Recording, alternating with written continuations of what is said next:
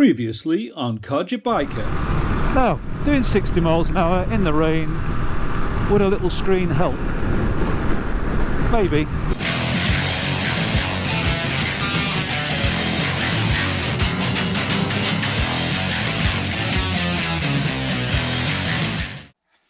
Good morning, Codger Biker here. And the time has come.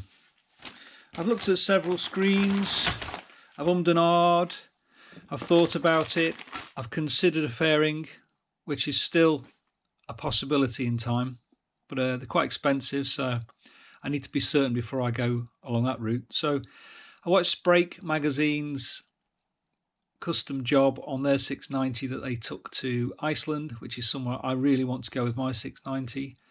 Please let me go to Iceland one day and ride. So I looked at that.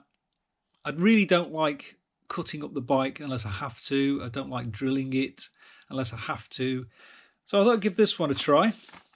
Now, there is only one thing about this screen that concerns me a little bit, is it's absolutely rock hard solid.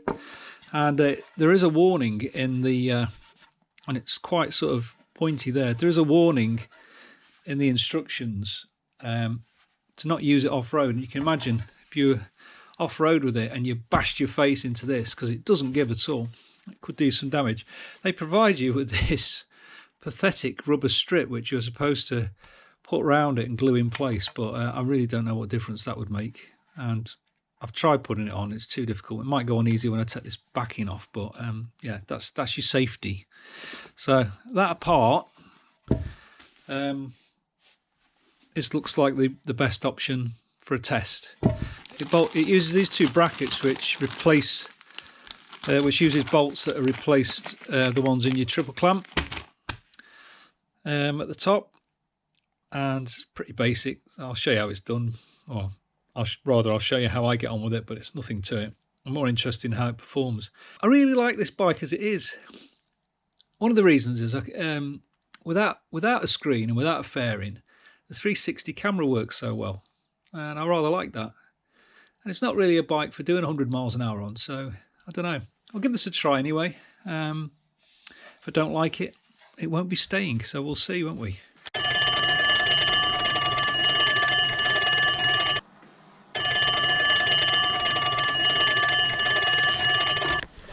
Hello, Alan?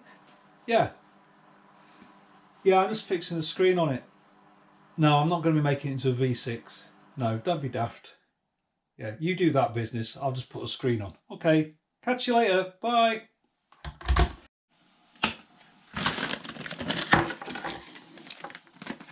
So it seems you have this on the outside, and Allen, I don't know why they put Allen bolts on these things. It doesn't annoy me. Why can't they just put, 10mm head bolts or something? Anyway, so I'm guessing they go through there. Those slot on there. So that's your fixings. You've got this double washer here, spacers there which hold out the in there, hopefully. So there's a spacer there, that does its business there, and you've got this double washer on the outside.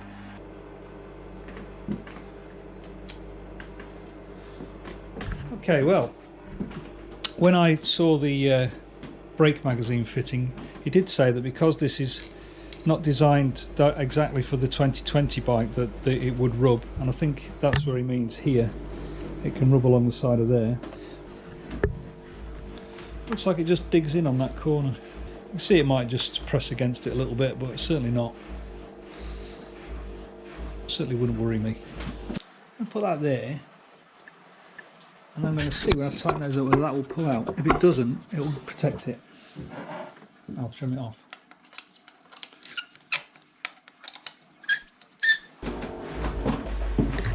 So it's just a small piece of acrylic tape on the side of there. You can't see it, just to vainly attempt to protect it. Okay, so bit of vinyl tape in there, bit of vinyl tape in the side, bit of vinyl tape in here.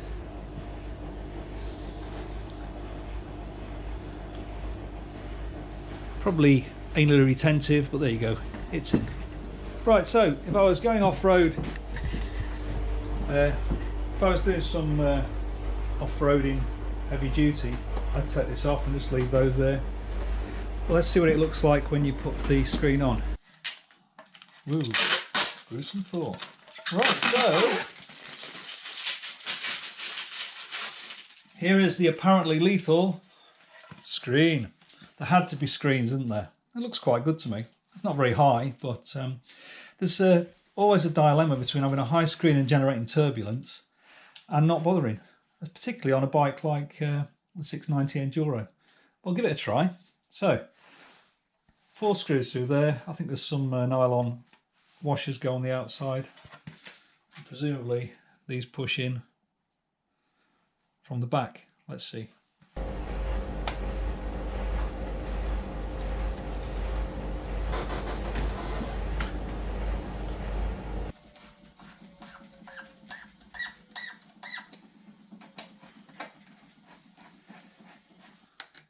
Right, that's solid. Oh, so what do we think? Is it worth the bother? I've got to say that I'm underwhelmed so far. One good thing is it comes forward a little bit, and it will protect the sat-nav. Remember, I'm going for a lightweight adventure bike rather than an enduro bike, for those of you who keep saying, why didn't you go and take it up a mountain and jump off some cliffs? Well, I will be doing that at some point. I can't go into Wales at the moment because we're locked down. Well, the border's closed. But I think what I'll do is when I go, I'm going to take this Allen key with me, which is a 3mm, and take those out and take this off. Yeah, health and safety people, what do you think? Think that's going to work? But please comment. Don't be abusive, please. What do you reckon? I think the screen's great. Well, I just think that. No.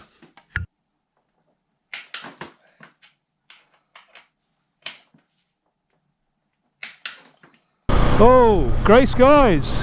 Oh well. Got my new screen on. Hadn't really thought about it yet.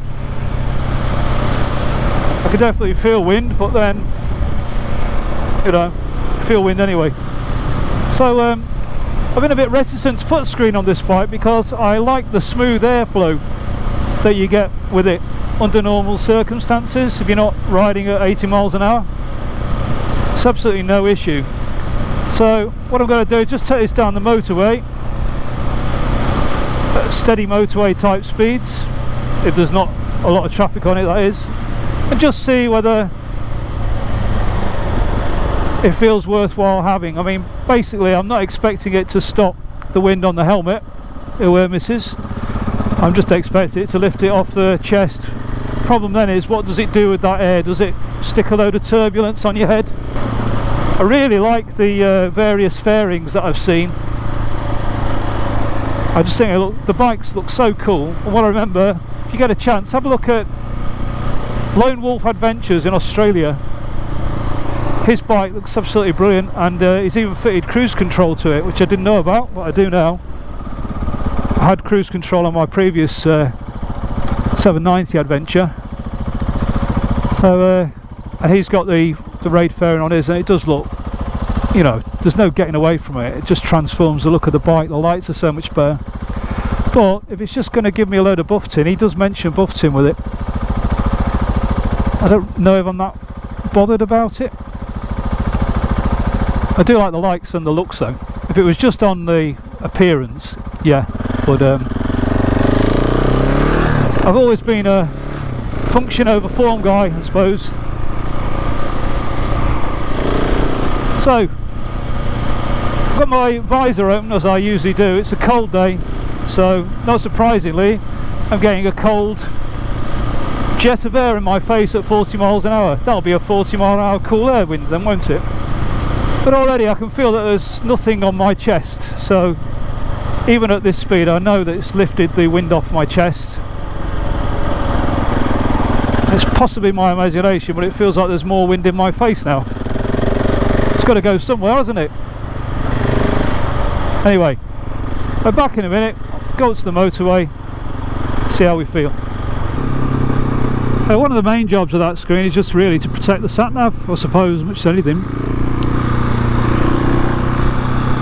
And just to take a bit of that sort of fatigue off your chest on a long motorway ride. Anyway, going to join a motorway now, pretty congested, but we'll see what we can do.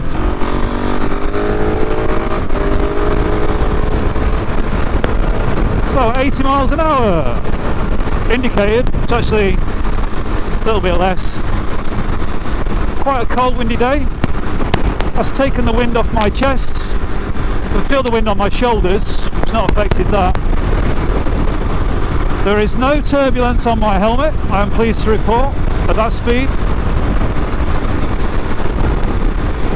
Yeah, well, I would say it doesn't have the same protection as, say, the big screen on a 790 Adventure. But it's definitely low pressure on your chest and a smooth wind on your sort of your visor, but not turbulent. So I would call that a success, even on such a short little test ride. And I'm going to come back with the wind behind me and see whether there's any difference. It's quite a windy day and it's quite cold, but felt like I could cruise at 100 there. I was on the Autobahn. Yeah, so steady motorway speed. My impressions are the wind on your armpits is the same as it would be without the screen. The wind on the chest is relieved. The wind in your face is pretty much the same as it was before. Quite smooth though, it's not turbulent. But you've still got the pressure on your shoulders. You don't get that full fairing protection that you'd get on some, you know, full-size adventure bikes. Overall though, I'd give that a thumbs up. I think that's okay. Nice and steady on the motorway. Still pulling on my arms, the same as it would be, but the pressure on the chest is... So it's a chest and chin relief screen, I would define that as. Perfectly adequate for this bike. For lightweight adventuring. I think I could ride all day with that. That was quite good. It's not the greatest looking thing in the world. The health and safety aspects of it don't overly concern me. But it's a pretty solid piece of plastic if it hit you in the face. So for off-road I'd take it off. So good to be out. Okay, so it's a relatively cheap fix. Relative being the operative term in motorbike parts.